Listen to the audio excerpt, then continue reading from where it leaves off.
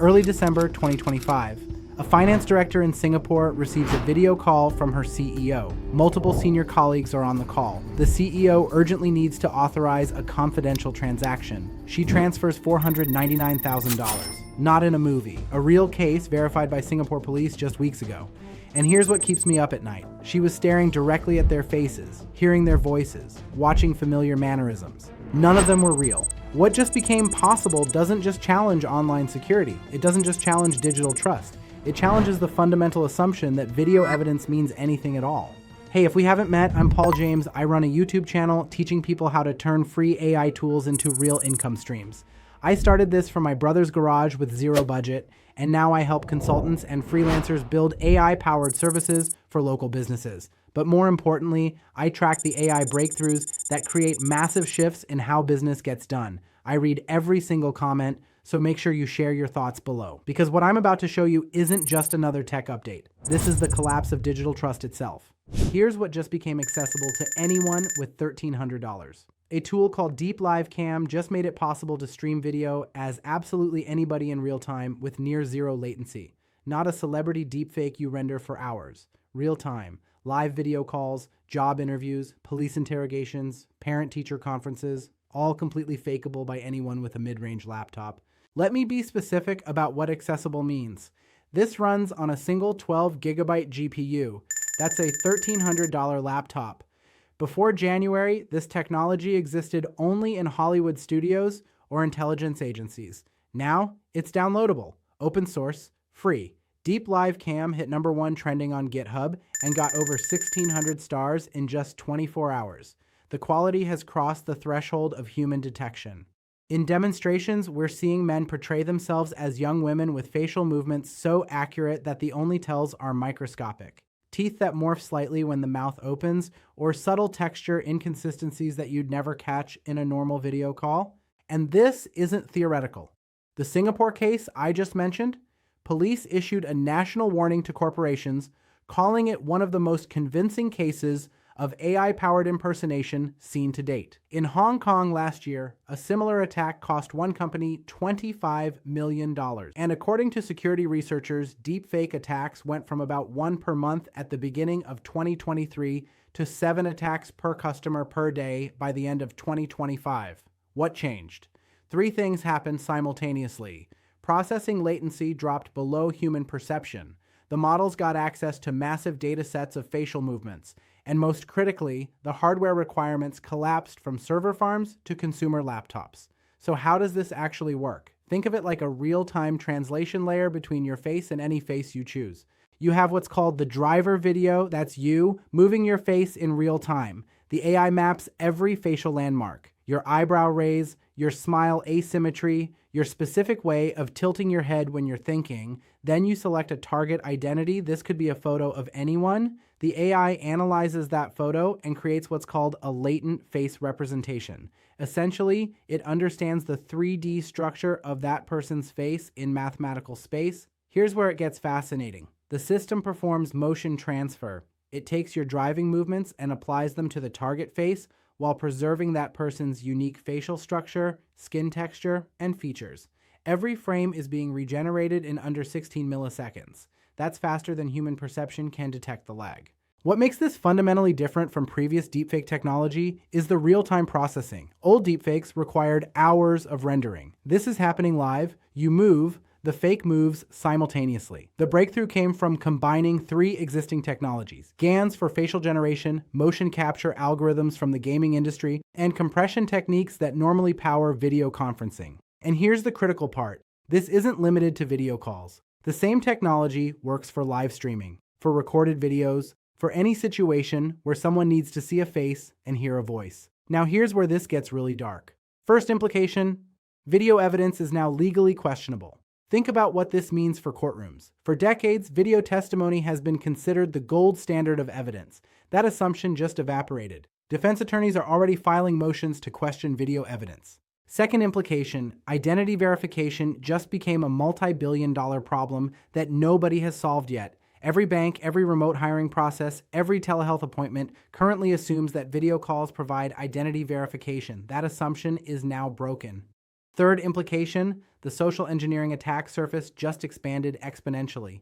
Research shows that over $200 million was lost to deepfake fraud in just the first quarter of 2025 alone. That's a 700% increase from the previous year. We're talking about the potential for hundreds of billions in fraud losses globally. Fourth implication, online dating and relationships face an existential crisis. How do you verify that the person you've been video calling with for months is actually them? The catfishing problem just went from using someone else's photos to being someone else in real-time video. There's no technical solution for this yet. And this compounds with other emerging technologies. Combine real-time deepfakes with AI voice cloning, which can now replicate someone's voice with 85% accuracy using just 3 to 5 seconds of audio. Add in large language models that can mimic someone's texting patterns. You're looking at a complete synthetic human that's indistinguishable from the real person across every digital channel. But let's zoom out and look at the bigger pattern here, because this isn't just about deepfakes. We're living through a moment where the boundary between synthetic and real is completely collapsing across every domain simultaneously. Look at what's happening in parallel. Text went first. ChatGPT proved AI can write indistinguishably from humans, then images. Systems like FluxCline are now generating photorealistic images in under half a second. Then voice. 11 Labs and others created perfect voice cloning, now video in real time. And at CES just last week, we saw the first robot companions with integrated AI that can generate coherent speech and responses on the fly. Each of these breakthroughs doesn't exist in isolation. They're building on each other. And here's the pattern I want you to see.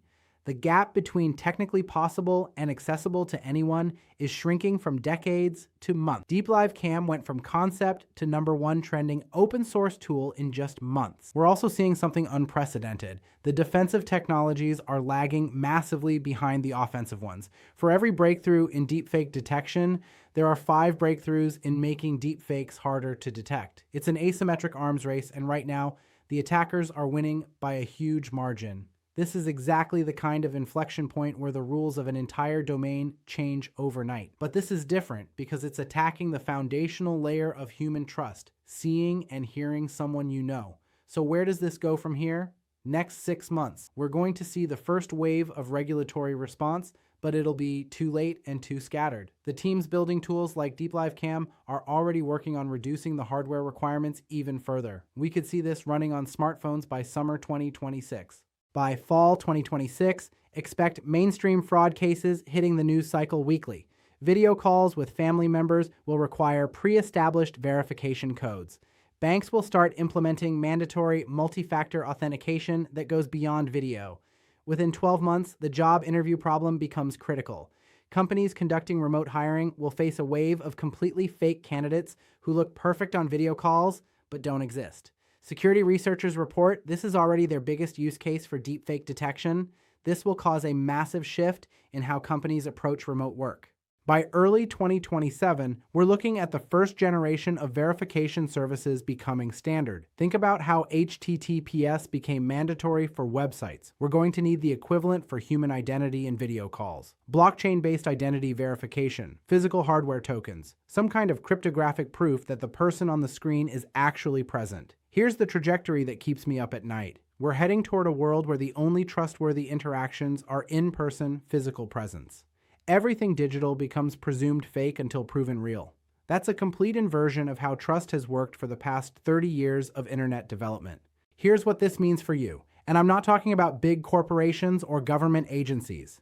This breakthrough just created an entirely new category of services that didn't exist a month ago. While mainstream businesses are still trying to understand the problem, there's a window, probably 12 months, where people who understand this technology can build entire consulting practices before the market gets saturated. Think about what every local business with remote operations needs right now: verification protocols, deepfake detection training for their staff, audit services to test whether their current security holds up against these tools, documentation of their verification processes for insurance and legal purposes. Here's the thing that large consultancies miss. Small businesses don't need enterprise solutions. They need someone who can explain this in plain English, implement simple protocols, and give them confidence that their remote operations are secure. That's a service business that can be built with free AI tools and deep knowledge of how these systems work. And this isn't limited to security consulting. There's a parallel opportunity in authentic verification services. While everyone else is building deepfakes, there's massive value in being the person who proves authenticity. Content creators need verification, remote workers need identity proofing, small companies need audit trails showing their video communications are legitimate. The companies that understand this shift first will define the next decade of digital trust services. The ones that dismiss this as too technical or too niche will miss one of the biggest service opportunities since cybersecurity became mandatory.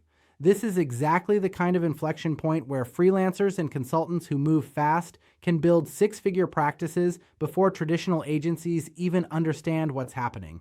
This is exactly the kind of AI shift I track on this channel. The breakthroughs that create opportunities for people who move fast. Hit subscribe, smash that like button, and here's what I want you to do right now. Drop a comment below and tell me, do you think video calls will still be trusted by the end of 2026, or are we heading toward requiring in-person verification for everything important? I reply to every single comment, and when you comment, I'll send you a link to my free training that walks you through how I identify these AI breakthroughs, spot the service opportunities they create, and build actual consulting offerings around them before the market gets crowded. No hype, no BS, just the exact frameworks I use to stay ahead of these shifts. So here's my final question for you. When you can't trust your own eyes and ears anymore, what's left? Are we heading toward a future where digital interaction becomes fundamentally untrustworthy and the only real connections are physical presence? Or will we develop new forms of cryptographic truth that rebuild trust in a synthetic world? This isn't just a technology problem, this is a civilizational challenge. The assumption that seeing is believing has underpinned human society for all of recorded history. That assumption just broke. And what comes next will define how we communicate, how we build relationships, how we conduct business, and how we verify truth itself for the next 100 years. What do you think? Drop your thoughts below. See you in the next one.